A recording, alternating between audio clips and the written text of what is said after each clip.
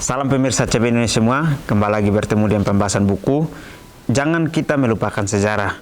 Buku ini memberikan kita pelajaran bahwa melalui ujian waktu dan iman, percikan itu bertahan dalam segala rintangan dan tumbuh menjadi kobaran api. Jadi buku ini mengingatkan juga kepada kita bahwa kita tidak perlu takut akan masa depan kita kecuali kita melupakan jalan yang Tuhan telah tuntun dan ajarannya dalam sejarah masa lalu kita. Pelajaran kita kali ini juga adalah suatu umat yang berpegang pada kitab suci bagian 2. Ayat intinya terambil dalam Kisah Para Rasul 17 ayat 11. Mereka menerima firman itu dengan segala kerelaan hati dan setiap hari mereka menyelidiki kitab suci untuk mengetahui apakah semuanya itu benar demikian. Ellen White sepenuhnya sejalan dengan suaminya dan Bates mengenai sentralitas Alkitab. Dalam buku pertamanya 1851, ia menulis, "Saya merekomendasikan kepada Anda, pembaca yang terkasih, bahwa firman Tuhan adalah sebagai aturan iman dan praktik Anda." Dan 58 tahun kemudian ia berdiri di hadapan sesi General Conference tahun 1909 dengan sebuah Alkitab di tangannya sambil berkata, "Saudara-saudari, saya rekomendasikan kitab ini kepada Anda." Kata-kata terakhir yang diucapkannya kepada gereja di sesi General Conference tersebut mencerminkan arah pelayanannya selama lebih dari 6 dekade. James White pada tahun 1847 menyinggung peran unik Alkitab dalam pembentukan doktrin Advent dan menyatakan bahwa kitab suci adalah satu-satunya aturan iman dan praktik kita. Dalam konteks pelayanan kenabian istrinya, ia menulis bahwa penglihatan sejati diberikan untuk menuntun kita kepada Tuhan dan firman-Nya yang tertulis sehingga penglihatan yang diberikan untuk aturan iman dan praktik yang baru terpisah dari Alkitab tidak berasal dari Tuhan harus ditolak. Baik, pelajaran kita menceritakan bagaimana Nyonya Ellen G. White memberikan kita prinsip yang sebenarnya untuk kita tetap berpegang teguh kepada kebenaran firman Tuhan. Dikatakan di dalam ayat intinya, kita yang menerima firman dengan kerelaan hati dan setiap hari kita mau untuk selidiki kitab suci itu untuk mengetahui apakah semuanya benar demikian, itu adalah perintah yang Tuhan ingin untuk berikan kepada kita. Bagaimana Tuhan sudah memberikan kita firman itu untuk kita dengar, untuk kita terima, lalu kita harus selidiki setiap pelajaran firman Tuhan itu untuk kita ketahui hal yang sebenarnya di dalam kehidupan kita. Di dalam cerita ini juga menceritakan bagaimana Ellen White, James White dan juga Bates ini memiliki satu misi yang sama atau sejalan dengan apa yang sudah mereka katakan tentang sentralitas Alkitab ini. Dikatakan bahwa pada tulisan buku pertama Nyonya Ellen G. White ini, dia menuliskan bahwa saya rekomendasikan kepada Anda, pembaca yang terkasih, firman Tuhan adalah sebagai aturan iman dan praktik Anda. Jadi dikatakan di sini bahwa firman Tuhan adalah iman dan praktek kita, yang artinya adalah kita diberikan pelajaran ini untuk kita belajar bahwa dengan kita bertumbuhnya iman, kita juga akan memiliki praktek di dalam kehidupan kita sehari-hari. Jadi Nyonya Ellen G. White ini juga memberitakan kepada kita bahwa dengan kepercayaannya dia ingin untuk mau mengabarkan bahwa Alkitab adalah kitab yang harus kita pelajari. Seperti dalam sini dikatakan bahwa 5 tahun kemudian dia berdiri di hadapan sesi General Conference dengan sebuah Alkitab di tangannya sambil berkata, "Saudara-saudari, saya rekomendasikan kitab ini untuk Anda." Kata-kata terakhir yang diucapkan kepada gereja di sesi General Conference ini mencerminkan bahwa arah pelayanan selama lebih 6 dekade ini yang dilakukan oleh Nyonya Ellen G. White. Jadi dia selama 6 dekade ini dia gunakan Alkitab sebagai iman dan praktek dia untuk bisa melakukan pelayanannya.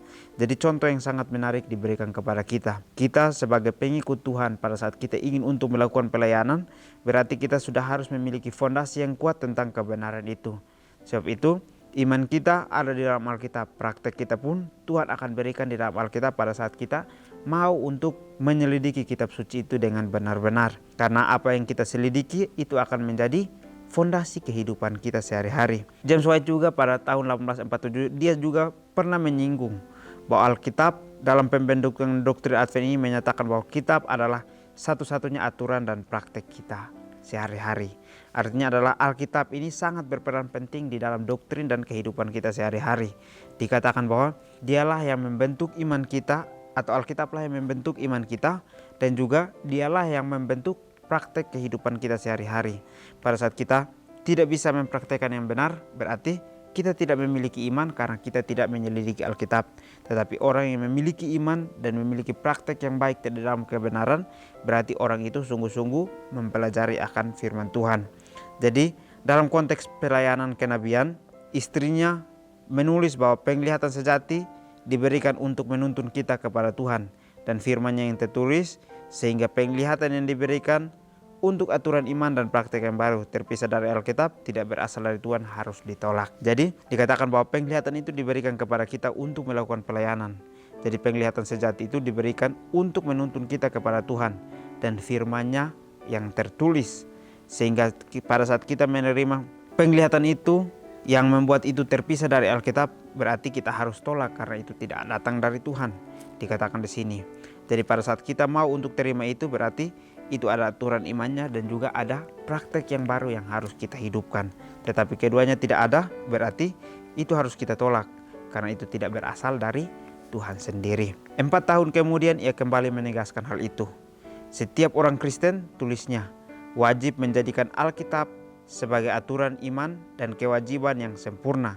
Ia harus berdoa sungguh-sungguh agar dibantu oleh Roh Kudus dalam menyelidiki kitab suci untuk mendapatkan seluruh kebenaran dan untuk mengetahui seluruh kewajibannya. Ia tidak bebas untuk berpaling dari kitab suci dalam mempelajari tugasnya melalui karunia apapun. Kami katakan ini karena saat ia melakukannya, ia menempatkan karunia-karunia itu di tempat yang salah dan mengambil posisi yang sangat berbahaya. Firman harus berada di depan dan mata jemaat harus diarahkan kepada firman itu sebagai aturan untuk dipatuhi dan dasar hikmat untuk mempelajari kewajiban dalam semua perbuatan baik. Singkatnya, umat gereja Masih Advent hari ke-7 mula-mula menolak tradisi, otoritas gereja, dan bahkan Roh Kudus dalam pembentukan dasar doktrin mereka. Dengan mengingat hal itu, penting untuk bertanya di mana posisi kita sebagai orang Advent, baik secara individu maupun jemaat. Saat ini adalah topik otoritas. Dalam banyak kasus, tampaknya kita lemah dalam hal Alkitab. Baik, pelajaran yang sangat menarik. Kembali lagi mengingatkan bahwa Nyonya Ellen G. White sudah menuliskan dan juga James White sudah menyinggung akan Alkitab adalah satu-satunya aturan iman dan praktik kehidupan kita. Sehingga pada saat dia sudah utarakan itu, 4 tahun kemudian dia kembali menegaskan hal yang sama. Dia katakan bahwa setiap orang Advent atau setiap orang Kristen wajib menjadikan Alkitab sebagai aturan iman dan kewajiban yang harus sempurna. Yang artinya adalah kita harus memiliki iman dan kewajiban praktek kita harus berasal dari Alkitab yang membuat kehidupan kita menjadi manusia yang sempurna. Jadi Alkitab ini adalah aturan kita untuk kita dapat berjalan di dalam melakukan pelayanan kita dan juga praktek kehidupan kita. Jadi tidak ada yang bisa membawa kita kepada kebenaran kecuali iman dan praktek kehidupan kita lah yang membawa kita kepada kebenaran firman Tuhan. Jadi pada saat kita ingin untuk selidiki Alkitab, kita harus selidiki dengan benar karena karunia yang Tuhan berikan itu ada, tetapi seringkali kita salah untuk menempatkannya. Seringkali kita masih menggunakan sifat keduniawian kita sehingga membuat karunia itu menjadi salah pada posisinya. Tuhan akan membuat karunia itu ada dalam kehidupan kita pada saat kita benar-benar melakukannya dengan hikmatnya Tuhan. Kita lakukan sesuai dengan kebenaran itu, maka akan ada di posisi yang salah. Jadi kita harus pelajari bahwa itu akan berbahaya pada saat kita mengandalkan diri kita, karena kita akan mengambil posisi yang sangat tidak mungkin untuk kita tempati, tetapi kita paksakan untuk menempatkan diri kita di sana. Jadi firman harus berada di depan dan mata jemaat harus diarahkan kepada firman itu sebagai aturan untuk dipatuhi dan dasar hikmat. Jadi ini satu kalimat yang membuat saya untuk kembali ditegaskan bahwa firman harus berada di depan, yang artinya adalah firman Tuhan harus menjadi pegangan kita. Sehingga pada saat kita katakan firman itu harus ada di depan, maka jemaat pun harus kita arahkan untuk melihat akan firman itu, akan mempelajari akan firman itu.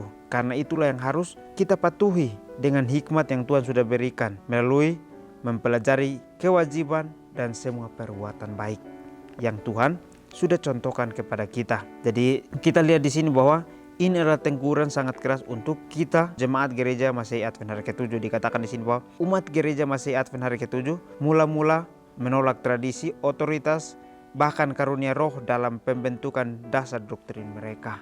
Yang artinya adalah mereka tidak mau untuk salah menempatkan diri mereka di dalam posisi yang sangat berbahaya, sehingga mereka tidak mau menggunakan tradisi, otoritas gereja dan juga karunia mereka sekalipun. Tetapi mereka hanya bersandar kepada firman Tuhan yang akan membuat gereja ini semakin kokoh. Tetapi apa yang kita lihat di sini, dengan mengingat hal itu, penting untuk bertanya di mana posisi kita sebagai orang Advent, baik secara individu maupun jemaat saat ini dalam topik otoritas. Kalau kita melihat, kalau sebagai contoh dari diri saya, yang saya lihat di sini adalah sekarang gereja kita lebih menyimpulkan melalui tradisi, lebih menyimpulkan melalui otoritas gereja dan juga karunia roh yang kita tinggikan. Kita tidak lakukan sesuai dengan apa yang sudah dicontohkan melalui pendiri-pendiri akan kebenaran ini atau pembawa-pembawa kebenaran yang sudah mencontohkan kepada kita apa yang harus kita lakukan. Sehingga dalam banyak kasus tampaknya kita lemah dalam Alkitab. Pada saat kita mengalami krisis, maka kita lemah karena kita tidak memiliki dasar yang kuat tentang kebenaran itu sendiri. Jadi pelajaran ini mengingatkan kepada kita bahwa hari ini adalah hari terbaik untuk membalikan masalah itu. Sekarang saat Anda berdoa, saya ingin Anda kembali berkomitmen untuk mempelajari Alkitab secara serius setiap hari. Mengapa tidak memulai dari Injil, surat-surat Paulus dan kitab Mazmur. Namun yang penting bukanlah dari mana Anda melakukan pelajaran Anda, melainkan dalam semangat para pionir Advent. Anda berkomitmen untuk belajar Alkitab setidaknya 1 jam setiap hari. Saya tahu itu akan mengganggu waktu Anda menonton TV, tetapi itu bagus. Baik, di akhir pelajaran kita kembali lagi mengingatkan kepada kita bahwa fondasi kita adalah belajar Alkitab untuk kita ketahui iman kita dan praktek kita sudah sampai di mana. Dikatakan di sini bahwa hari ini adalah hari terbaik untuk kita membalikan masalah, atau kita lihat kehidupan kita sudah jauh daripada Tuhan. Hari ini adalah hari di mana kita harus berubah untuk kembali menjadi manusia yang mau untuk dididik oleh Tuhan, manusia yang mau untuk menurut kepada kebenaran firman Tuhan.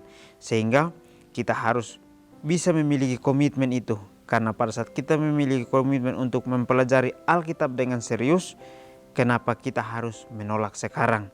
Mengapa kita tidak memulai sekarang untuk mempelajari Alkitab itu pada saat kita sudah merasa hidup kita sudah memiliki kelemahan di dalam membaca Alkitab itu?